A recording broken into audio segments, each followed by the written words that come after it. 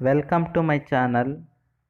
ಆತ್ಮೀಯ ವಿದ್ಯಾರ್ಥಿಗಳೇ, ಈಗ ನಾನು ಇಲ್ಲಿ ಕರ್ನಾಟಕ ಪ್ರೌಢಶಿಕ್ಷಣ ಪರೀಕ್ಷಾ ಮಂಡಳಿಯಿಂದ ನಡೆಯುವ ಪರೀಕ್ಷೆಗೆ ಇಲ್ಲಿ ಪೇಪರ್ 1 ಇದರಲ್ಲಿ ಸಮಾಜ ವಿಜ್ಞಾನ ಇದಕ್ಕೆ ಸಂಬಂಧಪಟ್ಟಂತಹ ಒಂದು ಬಹು ಆಯ್ಕೆ ಪ್ರಶ್ನೆ ಆಧಾರಿತ ಮಾದರಿ ಪ್ರಶ್ನೆ ಪತ್ರಿಕೆ 2. ಈ ಒಂದು ಪ್ರಶ್ನೆ ಪತ್ರಿಕೆಯನ್ನು ನಾನು ಈ ದಿನ ವಿಶ್ಲೇಷಣೆಯನ್ನು ಮಾಡಿದ್ದೇನೆ. ಇದಕ್ಕೆ ಉತ್ತರಗಳನ್ನು ಕೂಡ ನಾನು ಇದರಲ್ಲಿ ತಿಳಿಸಿದ್ದೇನೆ. ದಯವಿಟ್ಟು ಯಾರು ಸ್ಕಿಪ್ ಮಾಡದೆ ಈ ವಿಡಿಯೋನ ಪೂರ್ತಿಯಾಗಿ ನೋಡಿ. ಹಾಗೆ ಇನ್ನೂ ಯಾರು ಸಬ್ಸ್ಕ್ರೈಬ್ ಆಗಿಲ್ಲ ಅವರು ಸಬ್ಸ್ಕ್ರೈಬ್ ಆಗಿ, ಹಾಗೆ ಪಕ್ಕದಲ್ಲಿ ಕಾಣುವ ಬೆಲ್ ಐಕನನ್ನು ಕ್ಲಿಕ್ ಮಾಡಿ. ಈಗ ವಿಡಿಯೋ ಸ್ಟಾರ್ಟ್ ಮಾಡೋಣ ಬನ್ನಿ. ಇಲ್ಲಿ ನೋಡಿ, ನೋಡ್ತಾ ಇದ್ದೀರಾ ನೀವು. ಈ ರೀತಿ ಪೇಪರ್ 1ನಲ್ಲಿ ಇದರಲ್ಲಿ 3 ವಿಷಯಗಳಿರುತ್ತೆ. ಇಲ್ಲಿ ಗಣಿತ, ವಿಜ್ಞಾನ, ಸಮಾಜ ವಿಜ್ಞಾನ. ಅದರಲ್ಲಿ ನಾನು ಇವತ್ತು ಸಮಾಜ ವಿಜ್ಞಾನಕ್ಕೆ ಸಂಬಂಧಪಟ್ಟಂತಹ ಒಂದು ಮಾದರಿ ಪ್ರಶ್ನೆ ಪತ್ರಿಕೆ ಮತ್ತು ಆ ಪ್ರಶ್ನೆಗಳಿಗೆ ಆ ಉತ್ತರಗಳನ್ನು ಇದರಲ್ಲಿ ನಾನು ನಿಮಗೆ ತಿಳಿಸಿದ್ದೇನೆ. ನೋಡಿ, ಈ ರೀತಿ ಕ್ವಶನ್ ಪೇಪರ್ ಬರುತ್ತೆ ನಿಮಗೆ. ಮತ್ತು ಇದಕ್ಕೆ ಸಂಬಂಧಪಟ್ಟಂತೆ OMR ಶೀಟನ್ನು ಕೂಡ ಕೊಡ್ತಾರೆ. ಆ OMR ಶೀಟಲ್ಲಿ ನಾವು ಈ ಸಮಾಜಕ್ಕೆ ಸಂಬಂಧಪಟ್ಟಂತಹ OMR ಶೀಟಲ್ಲಿ ನಾವು ಸಮಾಜಕ್ಕೆ ಸಂಬಂಧಪಟ್ಟಂತಹ ಪ್ರಶ್ನೆಗಳಿಗೆ ಉತ್ತರಿಸಬೇಕಾಗುತ್ತೆ. ಇದರಲ್ಲಿ ಇಲ್ಲಿ ಕನ್ನಡ ಮತ್ತು ಇಂಗ್ಲೀಷ್ ಸಂಬಂಧಪಟ್ಟಂತಹ ಒಂದು ಭಾಷೆಯನ್ನು ಒಳಗೊಂಡಿರುತ್ತೆ. ಅಂದರೆ ಇಂಗ್ಲೀಷಲ್ಲೂ ಇರುತ್ತೆ ಕ್ವಶನ್ಸು ಮತ್ತು ಕನ್ನಡದಲ್ಲಿ ಕೂಡ ಇರುತ್ತೆ. ಸೊ ಆದ್ದರಿಂದ ನೀವು ತುಂಬ ಎಚ್ಚರಿಕೆಯಿಂದ ಈ ಒಂದು ಪ್ರಶ್ನೆಗಳನ್ನು ಓದಿ ಅರ್ಥ ಮಾಡಿಕೊಂಡು ನೀವು OMRನಲ್ಲಿ ನೀವು ಸರಿಯಾದ ಉತ್ತರವನ್ನು ಕಂಡುಕೊಂಡು ಅದರಲ್ಲಿ ಶೇಡ್ ಮಾಡಬೇಕಾಗುತ್ತೆ. ಇಲ್ಲಿ OMR ಶೀಟಲ್ಲಿ ನೀವು ಕಂಪಲ್ಸರಿ ಕಪ್ಪು ಅಥವಾ ನೀಲಿ ಬಾಲ್ ಪಾಯಿಂಟ್ ಪೆನ್ನಿಂದ ಮಾತ್ರ ನೀವು ಅಲ್ಲಿ ಶೇಡ್ ಮಾಡಬೇಕಾಗಿರುತ್ತೆ. ಹಾಗಾದರೆ ಈಗ ಪ್ರಶ್ನೆಗಳನ್ನು ಸ್ಟಾರ್ಟ್ ಮಾಡೋಣ ಬನ್ನಿ. ನೋಡಿ, 81ರಿಂದ ಸ್ಟಾರ್ಟ್ ಆಗುತ್ತೆ ಸಮಾಜ ವಿಜ್ಞಾನ ಪ್ರಶ್ನೆಗಳು. 81ನೇ ಪ್ರಶ್ನೆ: ಏಷ್ಯಾ ಮತ್ತು ಯುರೋಪ್ ನಡುವಿನ ವ್ಯಾಪಾರ ವ್ಯವಹಾರಗಳು ಕಾನ್ಸ್ಟಾಂಟಿನೋಪಲ್ ನಗರದ ಮೂಲಕ ನಡೆಯುತ್ತಿತ್ತು. ಆದ ಕಾರಣ ಇದನ್ನು ಆಯ್ಕೆಗಳನ್ನು ನೋಡೋಣ. ಎ, ಭಾರತದ ವ್ಯಾಪಾರದ ಹೆಬ್ಬಾಗಿಲು ಎಂದು ಕರೆಯಲಾಗಿದೆ. ಬಿ, ಏಷ್ಯನ್ ವ್ಯಾಪಾರದ ಹೆಬ್ಬಾಗಿಲು ಎಂದು ಕರೆಯಲಾಗಿದೆ. ಸಿ, ಯುರೋಪಿಯನ್ ವ್ಯಾಪಾರದ ಹೆಬ್ಬಾಗಿಲು ಎಂದು ಕರೆಯಲಾಗಿದೆ. ಡಿ, ಅರೇಬಿಯನ್ ವ್ಯಾಪಾರದ ಹೆಬ್ಬಾಗಿಲು ಎಂದು ಕರೆಯಲಾಗಿದೆ. ಇದಕ್ಕೆ ಸರಿಯಾದಂಥ ಉತ್ತರ ಸಿ, ಯುರೋಪಿಯನ್ ವ್ಯಾಪಾರದ ಹೆಬ್ಬಾಗಿಲು ಎಂದು ಕರೆಯಲಾಗಿದೆ. ನೋಡಿ, the gateway of European trade. 82ನೆಯ ಪ್ರಶ್ನೆ: ಭಾರತ ತನ್ನ ಸಂವಿಧಾನವನ್ನು ಜಾರಿಗೆ ತಂದದ್ದು. ಆಯ್ಕೆಗಳು: ಎ, 15ನೇ ಆಗಸ್ಟ್ 1947ರಂದು. ಬಿ, 26ನೇ ಜನವರಿ 1950ರಂದು. ಸಿ, 15ನೇ ಮಾರ್ಚ್ 1948ರಂದು. ಡಿ, 26ನೇ ಆಗಸ್ಟ್ 1950ರಂದು. ಈ ಪ್ರಶ್ನೆಗೆ ಸರಿಯಾದ ಉತ್ತರ ಬಿ, 26ನೇ ಜನವರಿ 1950ರಂದು.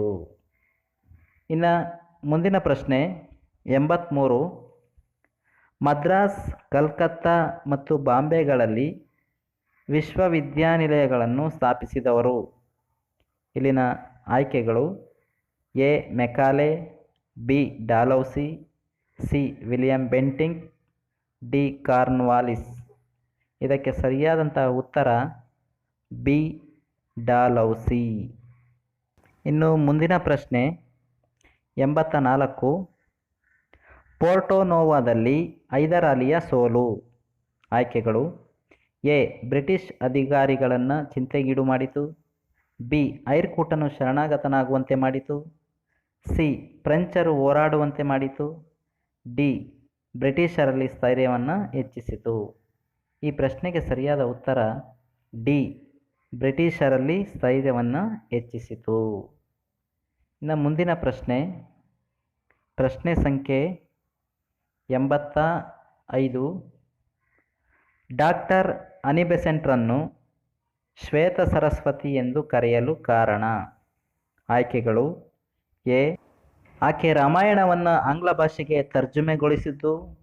ಬಿ ಆಕೆ ದೇವಿ ಸರಸ್ವತಿಯ ಮೇಲೆ ಒಂದು ಪುಸ್ತಕವನ್ನು ಬರೆದದ್ದು.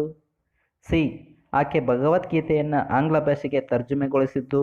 ಡಿ ಆಕೆ ಹಿಂದೂ ಧರ್ಮಕ್ಕೆ ಮತಾಂತರಗೊಂಡದ್ದು. ಇದಕ್ಕೆ ಸರಿಯಾದ ಉತ್ತರ ಸಿ ಆಕೆ ಭಗವದ್ಗೀತೆಯನ್ನು ಆಂಗ್ಲ ಭಾಷೆಗೆ ತರ್ಜುಮೆಗೊಳಿಸಿದ್ದು. ಇನ್ನು ಮುಂದಿನ ಪ್ರಶ್ನೆ ಸಂಖ್ಯೆ 6. ಇವುಗಳಲ್ಲಿ ಪ್ರಥಮ ಸ್ವಾತಂತ್ರ್ಯ ಸಂಗ್ರಾಮ ವಿಫಲವಾಗಲು ಕಾರಣವಾದ ಅಂಶ. ಆಯ್ಕೆಗಳು: ಎ ಆಂಗ್ಲರಲ್ಲಿ ಆಧುನಿಕ ಶಸ್ತ್ರಾಸ್ತ್ರಗಳಿರಲಿಲ್ಲ. ಬಿ ರಾಣಿ ಚೆನ್ನಮ್ಮಳನ್ನು ಬಂಧಿಸಲಾಯಿತು. ಸಿ ಎಲ್ಲ ಭಾರತೀಯ ರಾಜರು ಆಂಗ್ಲರ ವಿರುದ್ಧ ದಂಗೆ ಎದ್ದರು. ಡಿ ಒಬ್ಬ ಬಲಿಷ್ಠ ನಾಯಕನ ಕೊರತೆ ಇತ್ತು. ಇದಕ್ಕೆ ಸರಿಯಾದ ಉತ್ತರ ಡಿ ಒಬ್ಬ ಬಲಿಷ್ಠ ನಾಯಕನ ಕೊರತೆ ಇತ್ತು. ಇನ್ನು ಮುಂದಿನ ಪ್ರಶ್ನೆ 87. ಭಾರತ ರಾಷ್ಟ್ರೀಯ ಕಾಂಗ್ರೆಸ್ನ ಮೊದಲ ಅಧ್ಯಕ್ಷರು. ಆಯ್ಕೆಗಳು: A Surendranath Banerjee. B WC Banerjee. C Dadabhai Naoroji. D Gopalakrishna Gokhale.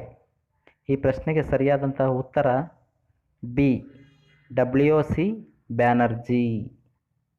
ಇವರು ರಾಷ್ಟ್ರೀಯ ಕಾಂಗ್ರೆಸ್ನ ಮೊದಲ ಅಧ್ಯಕ್ಷರಾಗಿದ್ದರು. ನೆಕ್ಸ್ಟ್ ಮುಂದಿನ ಪ್ರಶ್ನೆ 88. ಫಾರ್ವರ್ಡ್ ಬ್ಲಾಕನ್ನು ಸ್ಥಾಪಿಸಿದವರು.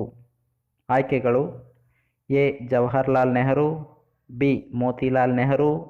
ಸಿ ಮಹಾತ್ಮ ಗಾಂಧೀಜಿ. ಡಿ ನೇತಾಜಿ ಸುಭಾಷ್ ಚಂದ್ರ ಬೋಸ್. ಇದಕ್ಕೆ ಸರಿಯಾದಂತಹ ಉತ್ತರ ಡಿ ನೇತಾಜಿ ಸುಭಾಷ್ ಚಂದ್ರ ಬೋಸ್. ಇವರು ಫಾರ್ವರ್ಡ್ ಬ್ಲಾಕನ್ನು ಸ್ಥಾಪನೆ ಮಾಡ್ತಾರೆ. ಇನ್ನು ಮುಂದಿನ ಪ್ರಶ್ನೆ 89. ಸರ್ದಾರ್ ವಲ್ಲಭಭಾಯಿ ಪಟೇಲ್ರವರನ್ನು ಭಾರತದ ಉಕ್ಕಿನ ಮನುಷ್ಯ ಎಂದು ಕರೆಯಲು ಕಾರಣ. ಆಯ್ಕೆಗಳು: ಎ ಅವರು ಸ್ವತಂತ್ರ ಭಾರತದ ಮೊದಲ ರಕ್ಷಣಾ ಮಂತ್ರಿಯಾಗಿದ್ದರು. ಬಿ ಅವರು ದೇಶೀಯ ರಾಜರನ್ನು ಭಾರತದ ಒಕ್ಕೂಟಕ್ಕೆ ಸೇರಿಸಿದರು. ಸಿ ಅವರು ಸ್ವತಂತ್ರ ಭಾರತದ ಪ್ರಧಾನಮಂತ್ರಿಯಾಗಲು ಇಚ್ಛಿಸಿದರು. ಡಿ ಅವರು ಪಾಕಿಸ್ತಾನದ ವಿರುದ್ಧ ಇಂಡೋ-ಪಾಕ್ ಯುದ್ಧ ಮಾಡಿದರು. ಇದಕ್ಕೆ ಸರಿಯಾದಂತಹ ಉತ್ತರ ಬಿ ಅವರು ದೇಶೀಯ ರಾಜರನ್ನು ಭಾರತದ ಒಕ್ಕೂಟಕ್ಕೆ ಸೇರಿಸಿದರು. ಇನ್ನು ಮುಂದಿನ ಒಂದು ಪ್ರಶ್ನೆ 90. ನೋಡಿ, ದಾದಾಬಾಯಿ ನವರೋಜಿ, MG ರಾನಡೆ ಮತ್ತು ಗೋಪಾಲಕೃಷ್ಣ ಗೋಖಲೆ ಇವರುಗಳು. ಆಯ್ಕೆಗಳು: ಎ ಮಂದಗಾಮಿಗಳು. ಬಿ ತೀವ್ರಗಾಮಿಗಳು. ಸಿ ಕ್ರಾಂತಿಕಾರಿಗಳು. ಡಿ ICS ಅಧಿಕಾರಿಗಳು. ಇದಕ್ಕೆ ಸರಿಯಾದ ಉತ್ತರ ಎ ಮಂದಗಾಮಿಗಳು. ಇನ್ನು ಮುಂದಿನ ಪ್ರಶ್ನೆ 91. ಪ್ರಥಮ ಸ್ವಾತಂತ್ರ್ಯ ಸಂಗ್ರಾಮಕ್ಕೆ ತಕ್ಷಣದ ಕಾರಣ. ಆಯ್ಕೆಗಳು: ಎ ರಣರಂಗದಲ್ಲಿ ಝಾನ್ಸಿ ರಾಣಿ ಲಕ್ಷ್ಮೀಬಾಯಿಯನ್ನು ಕೊಂದದ್ದು. ಬಿ ಕಾನ್ಪುರವನ್ನು ನಾನಾ ಸಾಹೇಬ ವಶಪಡಿಸಿಕೊಂಡಿದ್ದು. ಸಿ ತಾಂತ್ಯ ಟೋಪಿಯನ್ನು ಸೆರೆ ಹಿಡಿದದ್ದು. ಡಿ ಎನ್ಫೀಲ್ಡ್ ರೈಫಲ್ಗಳನ್ನು ಜಾರಿಗೆ ತಂದದ್ದು. ಇದಕ್ಕೆ ಸರಿಯಾದಂಥ ಉತ್ತರ ಡಿ ಎನ್ಫೀಲ್ಡ್ ರೈಫಲ್ಗಳನ್ನು ಜಾರಿಗೆ ತಂದದ್ದು. ನೋಡಿ, ಇಂಟ್ರೊಡಕ್ಷನ್ ಆಫ್ ಎನ್ಫೀಲ್ಡ್ಸ್ ರೈಫಲ್ಸ್. 92ನೆಯ ಪ್ರಶ್ನೆ, ಅಲಗಲಿಯ ಬೇಡರು ಆಂಗ್ಲರ ವಿರುದ್ಧ ದಂಗೆ ಹೇಳಲು ಕಾರಣ. ಆಂಗ್ಲರು. ಆಯ್ಕೆಗಳು: ಎ ಶಸ್ತ್ರಾಸ್ತ್ರ ಕಾಯ್ದೆ ಜಾರಿಗೆ ತಂದದ್ದು. ಬಿ ದತ್ತು ಮಕ್ಕಳಿಗೆ ಹಕ್ಕಿಲ್ಲ ನೀತಿ ಜಾರಿಗೆ ತಂದದ್ದು. ಸಿ ದೇಶೀಯ ಭಾಷಾ ಪತ್ರಿಕಾ ಕಾಯ್ದೆ ಜಾರಿಗೆ ತಂದದ್ದು. ಡಿ ಪುಟ್ಟ ಬಸಪ್ಪನನ್ನು ಸೆರೆ ಹಿಡಿದದ್ದು. ಇದಕ್ಕೆ ಸರಿಯಾದಂತಹ ಉತ್ತರ ಎ ಶಸ್ತ್ರಾಸ್ತ್ರ ಕಾಯ್ದೆ ಜಾರಿಗೆ ತಂದದ್ದು. ಇನ್ನು ಮುಂದಿನ ಪ್ರಶ್ನೆ 93. ಇಂಡಿಗೋ ಬೆಳೆಗಾರರ ಪರವಾಗಿ ಮಹಾತ್ಮ ಗಾಂಧಿಯವರು ಹೂಡಿದ ಸತ್ಯಾಗ್ರಹ. ಇದರಲ್ಲಿನ ಆಯ್ಕೆಗಳನ್ನು ನೋಡೋಣ. ಎ ಖೇಡ ಸತ್ಯಾಗ್ರಹ. ಬಿ ಬರ್ದೂಲಿ ಸತ್ಯಾಗ್ರಹ. ಸಿ ಚಂಪಾರಣ್ ಸತ್ಯಾಗ್ರಹ. ಡಿ ಉಪ್ಪಿನ ಸತ್ಯಾಗ್ರಹ. ಇದಕ್ಕೆ ಸರಿಯಾದಂತಹ ಉತ್ತರ ಸಿ ಚಂಪಾರಣ್ ಸತ್ಯಾಗ್ರಹ. ಇನ್ನು ಮುಂದಿನ ಪ್ರಶ್ನೆ ಸಂಖ್ಯೆ 94. ಭಾರತದ ಮೊದಲ ಮಹಿಳಾ ರಾಷ್ಟ್ರಪತಿಗಳು, ರಾಷ್ಟ್ರಾಧ್ಯಕ್ಷರು. ಆಯ್ಕೆಗಳು: Indira Gandhi. A B Sarojini Naidu. C Pratibha Patil. D Sucheta Kripalani. ಇದಕ್ಕೆ ಸರಿಯಾದಂಥ ಉತ್ತರ ಸಿ ಪ್ರತಿಭಾ ಪಾಟೀಲ್. ಮುಂದಿನ ಪ್ರಶ್ನೆ 95. ಪಂಚಶೀಲ ತತ್ವಗಳಿಗೆ ಸಹಿ ಹಾಕಿದ ರಾಷ್ಟ್ರಗಳು. ಎ ಭಾರತ ಮತ್ತು ಪಾಕಿಸ್ತಾನ, ಬಿ ಭಾರತ ಮತ್ತು ನೇಪಾಳ, ಸಿ ಭಾರತ ಮತ್ತು ಚೀನಾ, ಡಿ ಭಾರತ ಮತ್ತು ಬಾಂಗ್ಲಾದೇಶ. ಈ ಪ್ರಶ್ನೆಗೆ ಸರಿಯಾದಂತಹ ಉತ್ತರ ಸಿ ಭಾರತ ಮತ್ತು ಚೀನಾ. ಇನ್ನು ಮುಂದಿನ ಪ್ರಶ್ನೆ 96. ಭಾರತ ವಿದೇಶಾಂಗ ನೀತಿಯನ್ನು ಹೀಗೂ ಕರೆಯಲಾಗಿದೆ. ಆಯ್ಕೆಗಳು ಎ ಗಾಂಧಿ ವಿದೇಶಾಂಗ ನೀತಿ, ಬಿ ನೆಹರೂರವರ ವಿದೇಶಾಂಗ ನೀತಿ, ಸಿ ಸರ್ದಾರ್ ಪಟೇಲರ ವಿದೇಶಾಂಗ ನೀತಿ, ಡಿ ಲಾಲ್ ಬಹದ್ದೂರ್ ಶಾಸ್ತ್ರಿ ಅವರ ವಿದೇಶಾಂಗ ನೀತಿ. ಈ ಪ್ರಶ್ನೆಗೆ ಸರಿಯಾದಂಥ ಉತ್ತರ ಬಿ ನೆಹರೂರವರ ವಿದೇಶಾಂಗ ನೀತಿ.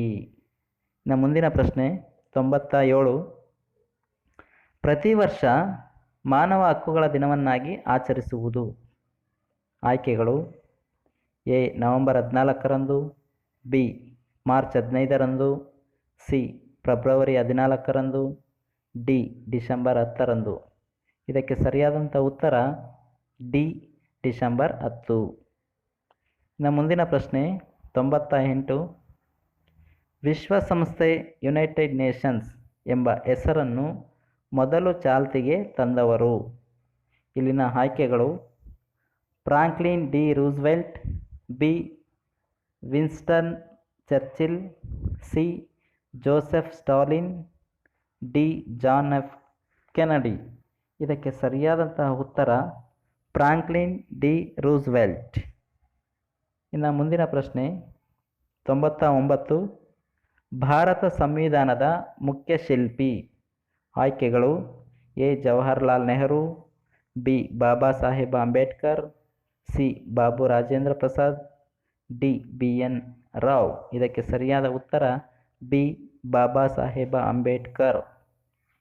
ಮುಂದಿನ ಪ್ರಶ್ನೆ 100. ವಲಸೆಯು ಒಂದು ಪ್ರಮುಖ ಲಕ್ಷಣವಾಗಿರುವುದು. ಆಯ್ಕೆಗಳು ಎ ಸಂಘಟಿತ ಕಾರ್ಮಿಕ ವಲಯದ್ದು, ಬಿ ಜೀತ ಕಾರ್ಮಿಕ ವಲಯದ್ದು, ಸಿ ಕೃಷಿ ಕಾರ್ಮಿಕ ವಲಯದ್ದು, ಡಿ ಅಸಂಘಟಿತ ಕಾರ್ಮಿಕ ವಲಯದ್ದು. ಇದಕ್ಕೆ ಸರಿಯಾದಂಥ ಉತ್ತರ ಡಿ ಅಸಂಘಟಿತ ಕಾರ್ಮಿಕ ವಲಯದ್ದು. ಇನ್ನು ಮುಂದಿನ ಪ್ರಶ್ನೆ 101. ಚಿಪ್ಕೋ ಚಳುವಳಿಯ ಪ್ರಮುಖ ಉದ್ದೇಶ. ಆಯ್ಕೆಗಳು ಎ ಮರಗಳ ಕಡಿಯುವುದನ್ನು ತಡೆಗಟ್ಟುವುದು, ಬಿ ಮೌನ ಕಣಿವೆಯ ಪರಿಸರ ನಾಶವನ್ನು ತಡೆಗಟ್ಟುವುದು, ಸಿ ಬುಡಕಟ್ಟು ಜನರ ಸ್ಥಳಾಂತರೀಕರಣವನ್ನು ತಡೆಯುವುದು, ಡಿ ಪಶ್ಚಿಮ ಘಟ್ಟಗಳ ನಿತ್ಯ ಹರಿದ್ವರ್ಣ ಕಾಡುಗಳ ನಾಶವನ್ನು ತಡೆಯುವುದು. ಇದಕ್ಕೆ ಸರಿಯಾದಂಥ ಉತ್ತರ ಎ ಮರಗಳ ಕಡಿಯುವುದನ್ನು ತಡೆಗಟ್ಟುವುದು. ಇನ್ನು ಮುಂದಿನ ಪ್ರಶ್ನೆ 102. ಪ್ರಶ್ನೆ ಸಂಖ್ಯೆ ನೋಡಿ, ಕಾಣದ ಹಸಿವು ಸೂಚಿಸುವುದು. ಇಲ್ಲಿನ ಆಯ್ಕೆಗಳು ಎ ಅಪೌಷ್ಟಿಕತೆಯನ್ನು, ಬಿ ಬಡತನ ರೇಖೆಗಿಂತ ಮೇಲಿನವರನ್ನು, ಸಿ ಶ್ರೀಮಂತಿಕೆಯನ್ನು, ಡಿ ಮಕ್ಕಳ ಮೇಲಿನ ದೌರ್ಜನ್ಯವನ್ನು. ಇದಕ್ಕೆ ಸರಿಯಾದಂತಹ ಉತ್ತರ ಎ ಅಪೌಷ್ಟಿಕತೆಯನ್ನು. ಇನ್ನು ಪ್ರಶ್ನೆ ಸಂಖ್ಯೆ 103. ಒಳ ಹಿಮಾಲಯಗಳನ್ನು ಹೀಗೂ ಕರೆಯಲಾಗಿದೆ. ಆಯ್ಕೆಗಳು A Himachal, B Himadri, C Shivaliks, D mount Everest. ಇದಕ್ಕೆ ಸರಿಯಾದಂಥ ಉತ್ತರ ಎ ಹಿಮಾಚಲ. ಇನ್ನು ಮುಂದಿನ ಪ್ರಶ್ನೆ 104. ಬೇಸಿಗೆಯಲ್ಲಿ ಆಗುವ ಪರಿಸರಣ ಮಳೆಯನ್ನು ಕರ್ನಾಟಕದಲ್ಲಿ ಹೀಗೆ ಕರೆಯುತ್ತಾರೆ. ಆಯ್ಕೆಗಳು ಎ ಕಾಲ ಬೈಸಾಖಿ, ಬಿ ಆಂದಿಸ್, ಸಿ ಕಾಫಿ ಹೂಮಳೆ, ಡಿ ಕುಮಾರಿ. ಇದಕ್ಕೆ ಸರಿಯಾದಂತಹ ಉತ್ತರ ಸಿ ಕಾಫಿ ಹೂಮಳೆ. ಪ್ರಶ್ನೆ ಸಂಖ್ಯೆ 105. ಇವುಗಳಲ್ಲಿ ಮಣ್ಣಿನ ಸಂರಕ್ಷಣೆಗೆ ಕೈಗೊಳ್ಳುವ ಒಂದು ಕ್ರಮ. ಆಯ್ಕೆಗಳು ಎ ಅತಿಯಾಗಿ ಮೇಯಿಸುವುದು, ಬಿ ವರ್ಗಾವಣೆ ಬೇಸಾಯ, ಸಿ ಅರಣ್ಯೀಕರಣ, ಡಿ ಮೇಲ್ಪದರದ ಮಣ್ಣನ್ನು ಇಟ್ಟಿಗೆ ಮತ್ತು ಹೆಂಚುಗಳನ್ನು ತಯಾರಿಸಲು ಬಳಸುವುದು. ಇದಕ್ಕೆ ಸರಿಯಾದಂತಹ ಉತ್ತರ ಸಿ ಅರಣ್ಯೀಕರಣ. ಮುಂದಿನ ಪ್ರಶ್ನೆ 106. ನದಿ ಮುಖಜ ಭೂಮಿಗಳಲ್ಲಿ ಕಂಡುಬರುವಂತಹ ಕಾಡುಗಳು. ಆಯ್ಕೆಗಳು: ಎ ಪರ್ವತ ಕಾಡುಗಳು, ಬಿ ಉಷ್ಣವಲಯದ ನಿತ್ಯ ಹರಿದ್ವರ್ಣ ಕಾಡುಗಳು, ಸಿ ಉಷ್ಣವಲಯದ ಎಲೆ ಉದುರಿಸುವ ಕಾಡುಗಳು, ಡಿ ಮ್ಯಾಂಗ್ರೋವ್ ಕಾಡುಗಳು. ಇದಕ್ಕೆ ಸರಿಯಾದಂಥ ಉತ್ತರ ಡಿ ಮ್ಯಾಂಗ್ರೋವ್ ಕಾಡುಗಳು. ಇನ್ನು ಮುಂದಿನ ಪ್ರಶ್ನೆ 107. ಒಡಿಶಾದ ಪ್ರಮುಖ ವಿವಿಧೋದ್ದೇಶ ನದಿ ಕಣಿವೆ ಯೋಜನೆ. ಇಲ್ಲಿ ಆಯ್ಕೆಗಳು: A Hirakud, B Nagarjuna Sagar, C Govind Sagar, D Rihand. ಇದಕ್ಕೆ ಸರಿಯಾದಂತಹ ಉತ್ತರ ಈ ಪ್ರಶ್ನೆಗೆ ಎ ಹಿರಾಕುಡ್. ಇದು ಒಡಿಶಾದ ಪ್ರಮುಖ ವಿವಿಧೋದ್ದೇಶ ನದಿ ಕಣಿವೆ ಯೋಜನೆ. ಇನ್ನು ಪ್ರಶ್ನೆ ಸಂಖ್ಯೆ 108. ಪ್ರಪಂಚದಲ್ಲೇ ಅತ್ಯಂತ ಹೆಚ್ಚು ಕಬ್ಬನ್ನು ಬೆಳೆಯುವ ದೇಶಗಳಲ್ಲಿ 2ನೆಯ ಸ್ಥಾನವನ್ನು ಹೊಂದಿರುವುದು.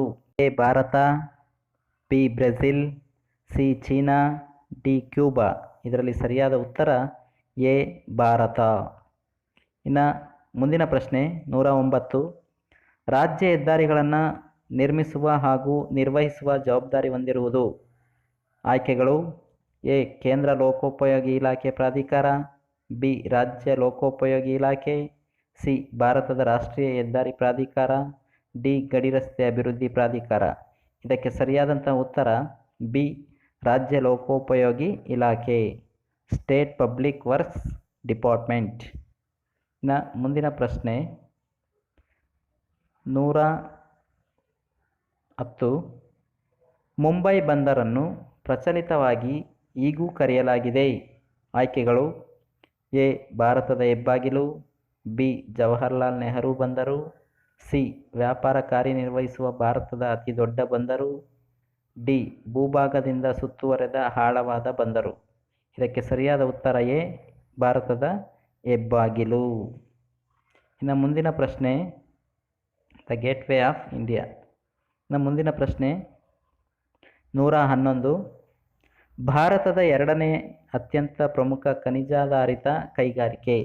ಆಯ್ಕೆಗಳು: ಎ ಅಲ್ಯೂಮಿನಿಯಂ ಕೈಗಾರಿಕೆ, ಬಿ ಕಬ್ಬಿಣ ಮತ್ತು ಉಕ್ಕಿನ ಕೈಗಾರಿಕೆ, ಸಿ ಜೈವಿಕ ತಂತ್ರಜ್ಞಾನ ಕೈಗಾರಿಕೆ, ಡಿ ಹತ್ತಿ ಬಟ್ಟೆ ಕೈಗಾರಿಕೆ. ಇದಕ್ಕೆ ಸರಿಯಾದಂಥ ಉತ್ತರ ಎ ಅಲ್ಯೂಮಿನಿಯಂ ಕೈಗಾರಿಕೆ. ಇನ್ನು ಪ್ರಶ್ನೆ ಸಂಖ್ಯೆ 112. ಕಾಗದ ಕೈಗಾರಿಕೆಯು ಒಂದು. ಆಯ್ಕೆಗಳು: ಎ ಅರಣ್ಯ ಆಧಾರಿತ ಕೈಗಾರಿಕೆ, ಬಿ ಜ್ಞಾನಾಧಾರಿತ ಕೈಗಾರಿಕೆ, ಸಿ ಕೃಷಿ ಆಧಾರಿತ ಕೈಗಾರಿಕೆ, ಡಿ ಖನಿಜ ಆಧಾರಿತ ಕೈಗಾರಿಕೆ. ಇದಕ್ಕೆ ಸರಿಯಾದಂಥ ಉತ್ತರ ಎ ಅರಣ್ಯ ಆಧಾರಿತ ಕೈಗಾರಿಕೆ. ಇನ್ನು ಮುಂದಿನ ಪ್ರಶ್ನೆ ಸಂಖ್ಯೆ 113.